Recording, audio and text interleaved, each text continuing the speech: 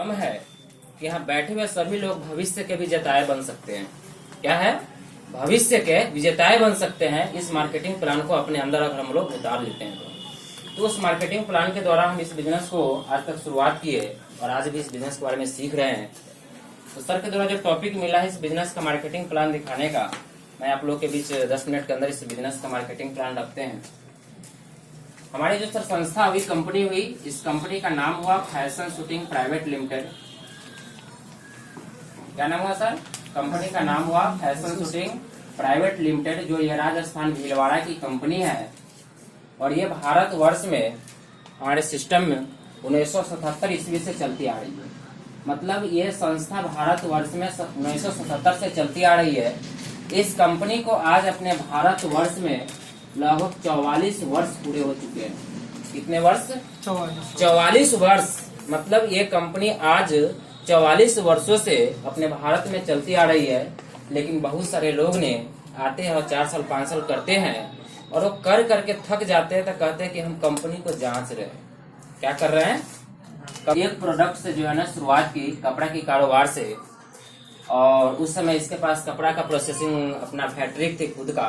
ये कपड़े की कारोबार से चालू करने के साथ साथ आज सन 2021 में ये संस्था के पास 700 से अधिक प्रोडक्ट करेगी। जहां से कंपनी एक प्रोडक्ट से शुरुआत की, आज उस कंपनी के पास कितने प्रोडक्ट है? 700 से भी अधिक प्रोडक्ट। मतलब हमारे दैनिक जीवन में गुड मॉर्निंग से लेकर गुड नाइट तक जितने भी प्रोडक्ट होते हैं, ये सारे प्रोडक्ट इस सिस्टम के पास है।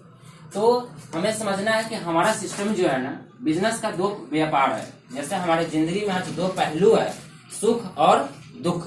उसी तरीके से आज हमारे जिंदगी में व्यापार करने का मतलब खरीदारी करने का भी 2 तरीका है। एक सही और दूसरा गलत। सही क्या है, गलत क्या है, हमें आज इसकी पहचान करना है। तो भारतवर्ष में 2 प्रकार का व्यापार चल रहा है। एक व्यापार का नाम दिया गया WCM, जिसको हम बोलते हैं रॉन्ग कॉन्सेप्ट ऑफ मार्केटिंग, मतलब बाजार करने की गलत तरीका। और एक व्यापार का नाम दिया गया राइट कॉन्सेप्ट ऑफ मार्केटिंग, मतलब बाजार करने की सही तरीका। तो गलत क्या है और सही क्या है, इस चीज के हमें चुनाव करनी है। WCM क्या है? जैसे इस धरती पर जब भी हम कोई व्यक्ति जन्म लेता है तो जन्म लेते ही हमारा आपका नाम दे दिया जाता है कस्टमर, ग्राहक। हम क्या है, यहाँ बैठे हुए सभी लोग एक ग्राहक है, किसी न किसी का ग्राहक है, तो हमारा नाम ही दे दिया गया कस्टमर, मतलब ग्राहक।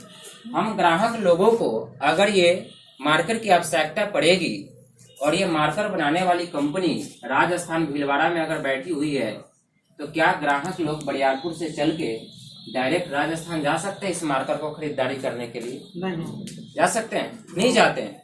मतलब हम ग्राहक और कंपनी के बीच में एक मिडिल मैन होते हैं, जिसको हम लोग बोलते हैं बिचौलियो। और बिचौलिया से होकर गुजरने के बाद तब वो हम तक सामान पहुंचती है। तो हम मार्केटिंग कहाँ से करते हैं? छोटे दुकानदारों के पास से करते हैं, जिस दुकानदार का नाम दिया गया रिटेलर शॉप, छोटा दुकानदार। ये हमारे घर के नजदीकी होते हैं, पड़ोसी होते हैं, आजू बाजू में खुले हुए रहते हैं। बनाने का कोई अपना फैक्ट्रिक है? नहीं है। ये भी इनसे बड़े पूंजी के लोग से लाते हैं, जिसको हम लोग बोलते हैं होलसेलर। यह होलसेलर का ग्राहक हुआ। होलसेलर के पास भी घर में कोई बनाने का साधन नहीं है। ये इनसे बड़े पूंजी के लोग से लाते हैं, जिसको हम लोग बोलते हैं डीलरशिप, डिस्ट्रीब्यूटर। क्या बोलते हैं? डिस्ट्रीब्यूटर। और भी अपने घर में कोई सामान तैयार नहीं करता है। ये कंपनी का कैरी फॉर एजेंट एजेंसी होता है। और ये डिस्ट्रीब्यूटर कहाँ से मार्केटिंग करते हैं? कहाँ से मार्केटिंग करते हैं? सारा के सारा माल कंपनी का स्टॉक कर लेता है। और जब कंपनी का ये सारे माल एजेंसी वाले स्टॉक कर लेते हैं, तो फिर कंपनी को बोलते हैं कि भैया आपके सामान का नाम आगे कोई नहीं जानता है और हमें बेचने में बहुत सारी दिक्कत हो रही, परेशानियां हो रही है। तो कंपनी पूछती है कि क्या करना होगा? तो कहती है सबसे पहले उस चीज को आपको विज्ञापन करवाना होगा, मतलब प्रचार करवाना होगा। और कंपनी और एजेंसी के बीच में एक बहुत बड़े लोग होते हैं, जिसको हम लोग बोलते हैं एडवर्टाइजर, जो टेलीविजन पर आके ऐड दिखाते हैं, प्रचार दिखाते हैं। वो लोग में से हम लोग होते हैं क्या? नहीं। वो बड़े बड़े रूपवान व्यक्ति होते हैं। ये प्रचार कौन करते हैं? जिसके पास रूप है और गुण है, उसके रूप पूरे विश्व में जानता है कि ये अमिताभ बच्चन जी है, सचिन तेंदुलकर या सानिया मिर्जा जी। तो ऐसे लोगों से किसी एक सामान को एडवर्टाइज कराया जाता है, मतलब प्रचार करवाया जाता है। क्या लगता है इतने बड़े खानदान के लोग उस सामान को प्रचार फ्री में करते हैं? आज 10 सेकंड के लिए टेलीविजन पे आके बोलती की है ऐश्वर्या राय की मेरे रूप निखार का राज लक्ष्य है। क्या लगता है कि ऐश्वर्या राय इतने बड़े खानदान की बहू और फ्री में लक्ष्य की प्रचार करती हो? वो 10 सेकंड बोलने की कीमत जो है ना, कंपनी से 1 करोड़ रुपया लेती है। 1 करोड़ रुपया क्या कंपनी अपने घर से देती है? नहीं। ये सारे पैसा हम आम ग्राहक लोगों के जेब से वसूली करके और कंपनी फिर प्रचार पे खर्च करती है। इस बाजार का नाम दिया गया परंपरागत बाजार। कौन सा बाजार है ये? परंपरागत बाजार। ये बाजार हमारे भारत में सदियों से चलती आ रही है और इस रास्ते से हमारे दादा परदादा पिताजी सभी लोग आज तक हम इसी बाजार से मार्केटिंग कर रहे हैं। इस बाजार व्यवस्था में देखा गया कि कंपनी की लागत खर्च यहाँ 40% का होता है, 40 रुपया का। तो यही प्रोडक्ट इस बाजार से आते आते हम ग्राहक लोगों को मिलता है MRP पर 100%, मतलब 100 रुपया पे। कितने रुपया में? आज हम 40 रुपया के सामान इस बाजार व्यवस्था से कितने 100 रुपया में हमारी आपकी जिंदगी की कमाई का 60% पैसा कहाँ जा रहा है? आज तक कभी इसका रिसर्च किए, कभी खोज विचार किए? यूं इस पैसा इसमें रख के पड़ता है, इसके पास जिंदगी का सारा सपना पूरा होता है, लेकिन हम और आप सुबह से लेकर शाम तक खून और पसीना जला के एक करके महीने रोज का 500 कमाते थे। आज हमारे पास क्या है? कुछ नहीं।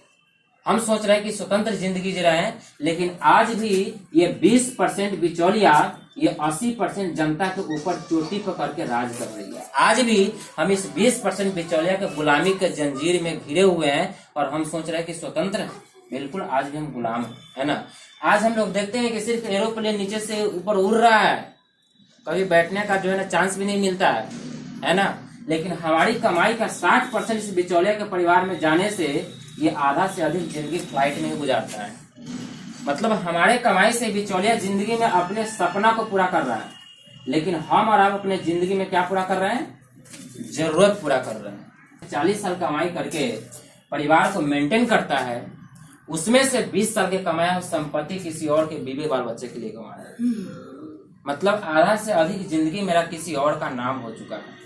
अगर हम और आप रोज का 400 का दिहाड़ी भी कमा रहे हैं ना, उसमें से 200 रुपया किसी और के परिवार के लिए कमा रहे हैं। तो भारत सरकार ने इस संस्था में देखा, मार्केटिंग में देखा कि ये बिचौलिया 60% पैसा भी लेता है ना, तो कंपनी के प्रोडक्ट में क्या कोई सुधार करता है? नहीं करता। अगर कंपनी विटामिन बी डाल के सामान तैयार किया है तो क्या उसमें विटामिन ए डालता है बिचौलिया? नहीं डालता। मतलब ये 60% पैसा भी लेता है, ना कंपनी के प्रोडक्ट में सुधार करता है, ना ग्राहक के हित के लिए काम करता है कि ग्राहक का कैसा स्वास्थ्य होगा। ये सिर्फ अपना जेब भरने का काम करता है।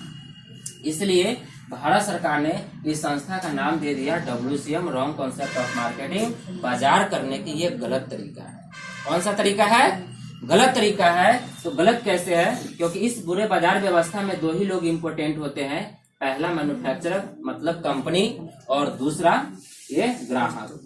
तो इस ग्राहक को मिला देंगे जिस रास्ते से सारा बिचौलिया को जो है ना खत्म हो जाएगा, और उस रास्ते से 60% पैसा आम ग्राहक के लोगों के बीच में डिस्ट्रीब्यूट कंपनी कर देती है। उस बाजार का नाम दिया गया डायरेक्ट सेलिंग ऑफ मार्केटिंग, मतलब बाजार करने की सही रास्ता। तो डायरेक्ट, इधर ध्यान दीजिए, डायरेक्ट सेलिंग का मतलब क्या होता है? डायरेक्ट फैक्ट्री के माल डायरेक्ट ग्राहक को मिलना चाहिए। तो फिर कंपनी तो ऑलरेडी बड़े बड़े शहर के अपना हर एरिया में एक सेंटर खोल रखी है। उस सेंटर का नाम दिया गया PUC सेंटर। कौन सा सेंटर सर? PUC सेंटर, जहाँ से कंपनी बोल रही कि 10 कदम आगे हम चल के आएंगे PUC सेंटर पे, और 10 कदम आगे ग्राहक चल के आएगा PUC सेंटर से, और इस रास्ते से मार्केटिंग करने से ये सारा बिचौलिया क्या हो गया? खत्म। अब जब ये 60% पैसा इस बिचौलिए के परिवार में जा रहा था, अब ये डायरेक्ट सेलिंग बाजार व्यवस्था से पैसा की क्या हो गई? बचत। आने जाने की खर्चा और PUC खर्चा रख लेती है। बाकी 45% पैसा एक आम ग्राहक के बीच में कंपनी डिस्ट्रीब्यूट कर देती है। क्या कर देती है? पिकअप सेंटर होता है, पिकअप सेंटर दुकान। व्यवस्था से हमें खरीदारी करने से लाभ क्या होगा? सबसे पहला लाभ होगा, इस बाजार व्यवस्था से जब भी हम मार्केटिंग करेंगे तो जो भी सामान मिलेगा वो 100% हमें शुद्ध मिलेगा। कैसा मिलेगा? क्योंकि डायरेक्ट फैक्ट्री के माल डायरेक्ट ग्राहक को मिल रहा है। इसमें कोई बिचौलिया न होने के कारण प्रोडक्ट में थोड़ा भी मिलावट नहीं करेगा। बाजार व्यवस्था से जब भी हम सामान को खरीदारी करेंगे तो MRP पर हमें 10 से 20% का छूट करके सामान मिलेगा। पड़ोसी वाला दुकानदार आज तक कितने % छूट करके सामान दे रही थी? क्या कुछ दे रही है सर? और इस सिस्टम में परफॉर्मेंस बोनस बनता है, जो प्रोडक्ट को सिर्फ यूज करने से कंपनी आपको 10 से 32% का बिजनेस पार्टनर बनाती है। एक काम करते हैं, उस काम का नाम दिया गया खर्चा। खर्चा तो बस का चीज नहीं है। क्या खर्चा को रोक सकते हैं कोई आदमी? खर्चा आप इस बाजार व्यवस्था से कर लीजिए या इस बाजार व्यवस्था से कर लीजिए, वो तो करना ही पड़ेगा। लेकिन इस बाजार व्यवस्था से करेंगे तो कुछ नहीं होगा, लेकिन इस बाजार व्यवस्था से करेंगे तो खर्चा का बिजनेस का आपको 10 से 32% का परफॉर्मेंस बोनस बनेगा। और इस सिस्टम में एक पोस्ट आता है, जिस पोस्ट का हम लोग आज तैयारी कर रहे हैं, उस पोस्ट का नाम दिया गया रॉयल्टी इनकम। कौन सा इनकम सर?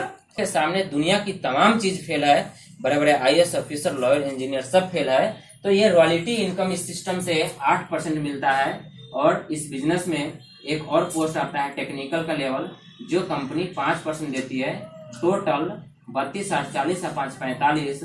मतलब इस संस्था में अपने जिंदगी में एक छोटी सी निर्णय लेने से, मतलब खर्च करने की रास्ता को बदलने से इस बिजनेस का 10 से 45% का हम बिजनेस पार्टनर बनते हैं। इस बाजार व्यवस्था से जिंदगी भर खरीदारी करते रह जाएंगे, कभी ग्राहक से रिटेलर भी नहीं बन सकते। क्या बन सकते हैं? नहीं बन सकते हैं। और सबसे बड़ा खूबसूरती की राज है कि इस बिजनेस में बिना पूंजी इन्वेस्टमेंट किए हुए हमें इस सिस्टम का एक बिजनेसमैन बनने का मौका मिलता है। कोई ऐसा दुकानदार है जो सिर्फ खाते खाते रह जाएंगे तो वहां से हमको जो है ना 10 से 45% का पार्टनर बना लेगा? कोई ऐसा है दुकानदार? एक दुकानदार का भी नाम बताइए। लेकिन ये अरबों खरबों के प्रॉपर्टी के रास्ता को हम तुमको 10 से 45% का पार्टनर बनाएंगे। तो क्या इसका पार्टनर बनना चाहिए कि नहीं बनना चाहिए?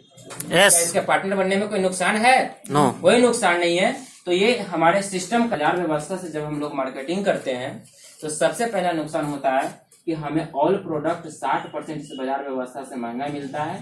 दूसरा, अधिकतर सामान जो है ना पुराना डेट का मिलता है। कैसे? कंपनी अगर यहाँ जनवरी में प्रोडक्ट तैयार करेगी तो हम तक आते तो काफी ओल्ड डेट हो जाता है, तो कभी जीत रास्ता रह जाएगा इस डेट, इस रास्ते से कभी ताजा सामान खाएगा। होता है कि अधिकतर इस बाजार व्यवस्था से डुप्लीकेट सामान तैयार हो जाता है। कंपनी अगर 500 पैकेट बनाई, ये बिचौलिया इतने पूंजीपति वाला होता है कि सेम कलर का कंपोजिशन का मार्केट में प्रोडक्ट उतार देती है। उस सामान को आज हम लोग बोलते हैं डी माल, डुप्लीकेट माल। और इस रास्ते से जब प्रोडक्ट पुराना और नकली खाएंगे तो हमारा जो है ना स्वास्थ्य खराब हो रहा है। 5वां, इस बाजार से खरीदारी करने से आज तक कोई दुकानदार हमें पक्का बिल नहीं दे रहा है।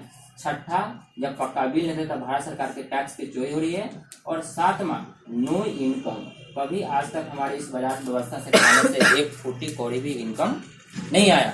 तब भारत सरकार ने इसीलिए देखा कि ग्राहक जिंदगी में पैसा भी खर्च करता है, सामान भी लाता है, और सामान खाने के साथ साथ हर इंसान आज बीमार भी पड़ रहा है।